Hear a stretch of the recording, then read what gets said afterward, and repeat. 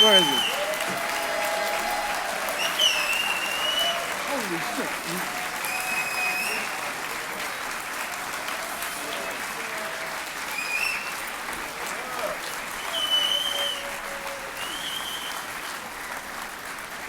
Oh man, put me on the spot. Put me on the spot.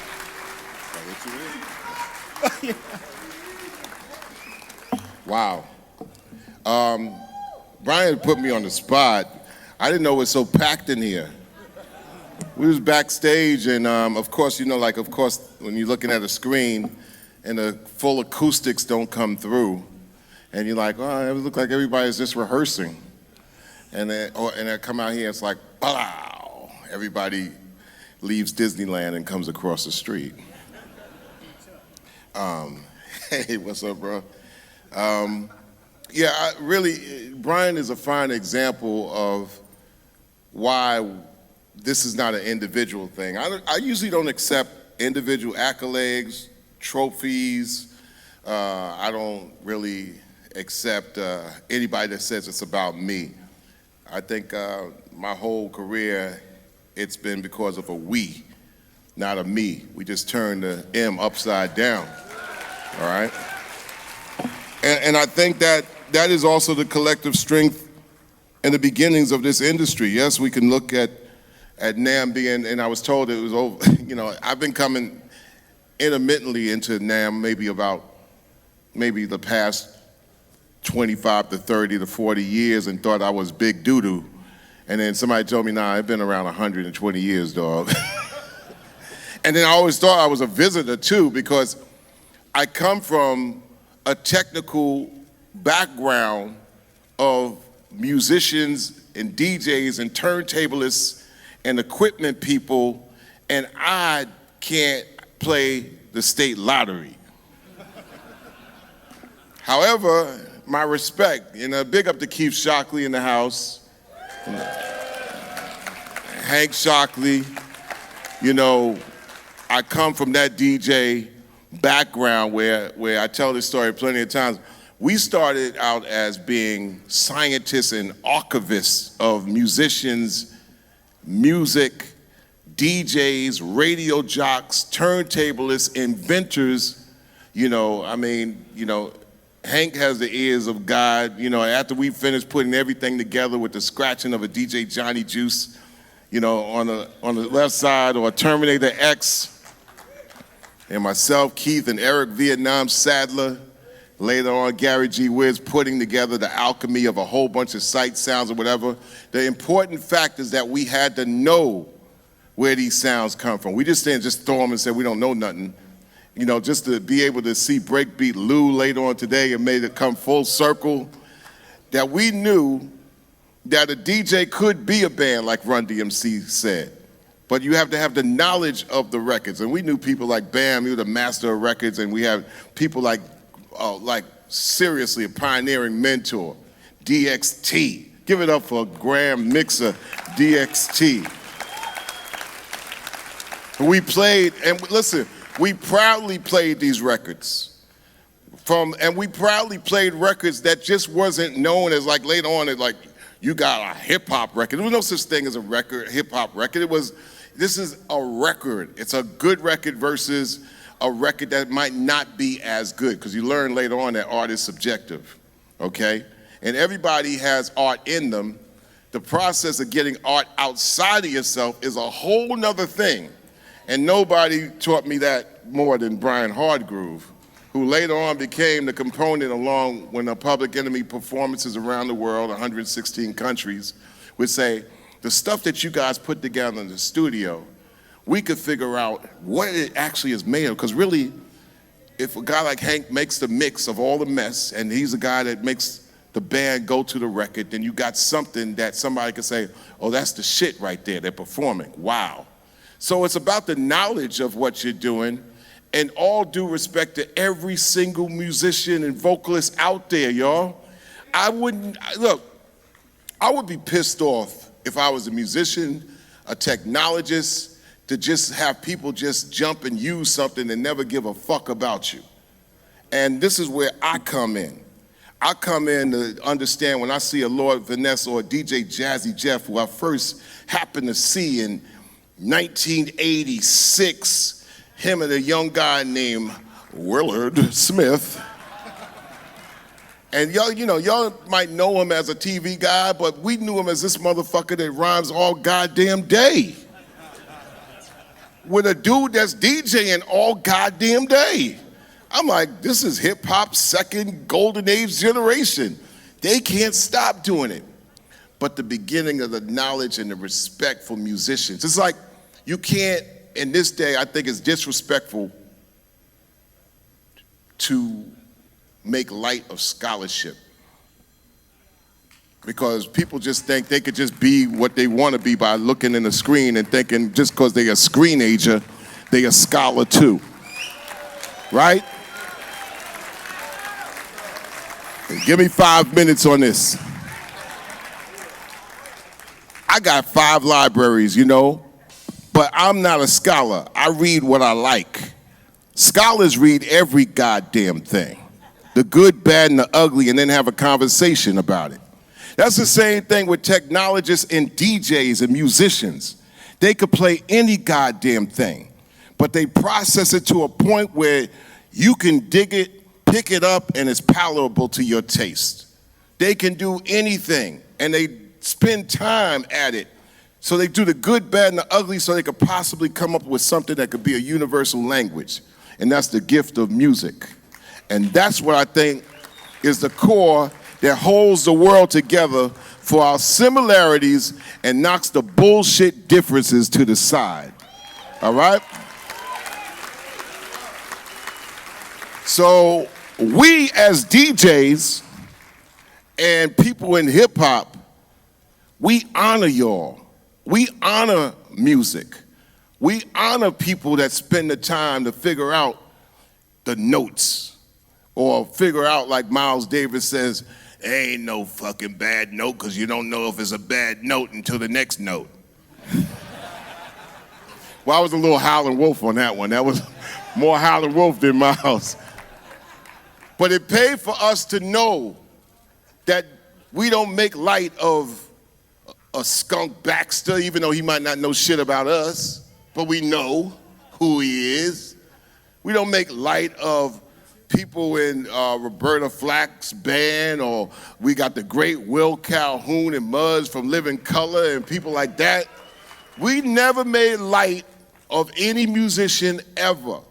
That's what made us. We learned from people like DXT and the Masters and the Grand Masters of Flash and people like that, Kool Herc, like to hear DXT talk about the beginnings and DJs like Grandmaster Flowers and people like Maboya and people like that, and y'all hearing it for the first time, we're saying that these DJs never ever would make light of your musicianship. And that's what I learned from people like Keith Shockley, who hazed me as my first DJ, and I was his MC. And he said, Chuck, you don't hold a record like this. You hold a record like it's a piece of fucking gold, like this, with your finger in the middle of the hole and your thumb at the edge of the record, and you gracefully put it into the sleeve. And when you take it out of the sleeve like this. This is paying homage to the musicianship. All right? So whether it's a piece of vinyl or a CD, you don't call it CD. You remember the era of CDs? And people just say, oh yeah, that's track 9. How disrespectful, disingenuous bullshit is that? An artist puts a title to a song with songwriters, and people just, I went to CVS or Walgreens, got me a whole crate of CDs, and that shit is track 8. What the fuck? Radio stations with their bullshit, when they become more corporate, like, we're the radio station with more music and less talk. I need a DJ to fucking tell me what the fuck it is. Don't tell me about fucking sandwiches at 2 o'clock and the goddamn weather. Let me know who's the musicians in that record so I could pay homage as we go into the what? MP3 era. And it's more than just a stack of ass files and shit that's rolling through a screen in a computer. You pay homage to the musicians, to the artists, to the name of the record, the songwriters, you know, the musicianship. That's where we come from as DJ culture, to be able to explain to the world the beauty and the gift of music. So, damn, this is a heavy motherfucker like DXT said.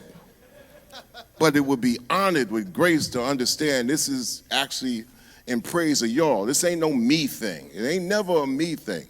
And I'm very fortunate to have people such as Hardgroove and people that travel with me. We gotta come with this to know what the fuck we're talking about. We talk about music. No, I'm not a businessman. I am not a politician. I am an artiste. That's what I am. But I also will speak truth to power over bullshit. And that's where I come from, but I don't think that comes just from the music industry. That comes from my parents, who were 1,000%. 1,000. And they were influenced by a family that was structurally solid, but also an industry or a music business or musicians, because they from 151st Street in the 40s and the 50s, so they had to be 150% solid. Music spoke to us and it set us free, and that's what we always thought we had to set us free. So it's a we thing and not a me thing, but I don't want to be disrespectful to NAMM by saying, okay, I'm not going to pay attention. No, we all could share this. If I could break this shit in 1,000,000 pieces, I'll give it to each and every one of y'all out there. All right?